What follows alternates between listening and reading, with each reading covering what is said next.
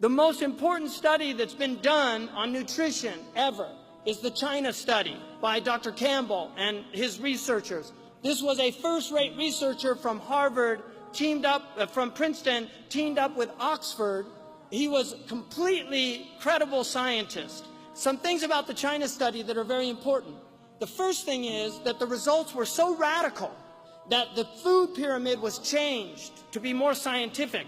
But because meat and dairy were completely minimized in the diet, the meat and dairy industry in the United States lobbied so hard that they actually changed the pyramid, which means science is no longer serving humanity, it's serving corporate interests. That's what it means. Science is serving corporate interests. That is wrong. The meat and dairy today is not the meat and dairy that Grandma and Grandpa ate. The meat that Grandma and Grandpa ate were free range, what they would call now organic. They didn't have a word for it because everything was organic 50 years ago. Organic, free range, happily raised animals on farms where they actually treated animals with some dignity.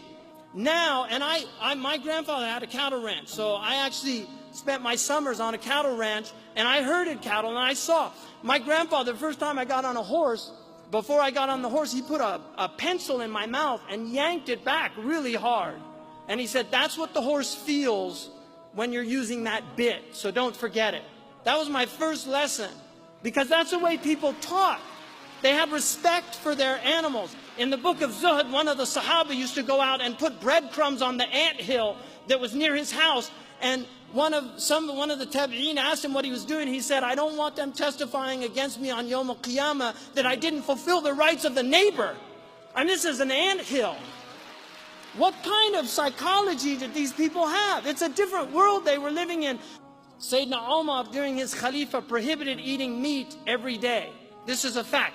Also, don't think vegetarianism is not from Islam. People say that when they become Muslim and they're vegetarian, they say, oh, you have to stop eating meat. I mean, you have to start eating meat. Your iman's not complete until you eat meat. That's what they say. And then they give them the biryani and welcome to Islam.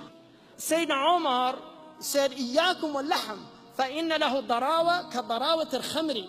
It's in the Muwatta. Beware of meat, because it has an addiction like the addiction of wine.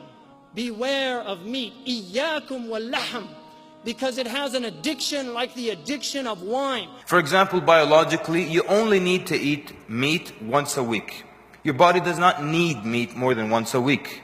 But we eat meat every single day of the week, and sometimes more than once a day.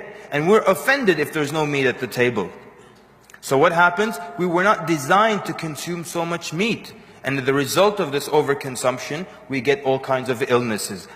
Gout, for example.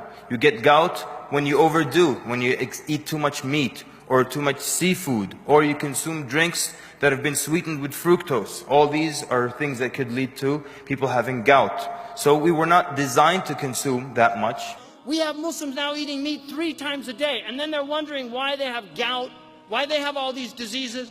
Seriously, start cutting that out. The other thing, I read a book last year called The Caveman's Diet.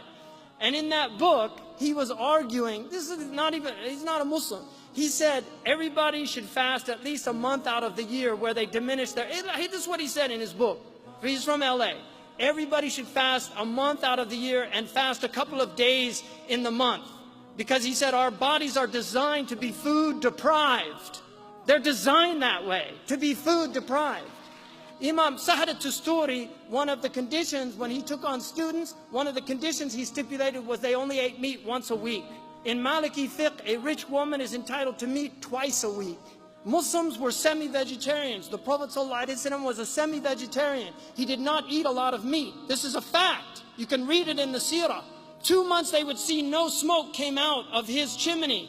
And they would say, what were you eating? They said, Al-Aswadain. It's in the Sahih collection. Al-Aswadain, water and dates. Dates are one of the most beneficial foods in the world. So this is absolutely imperative that you change your diet.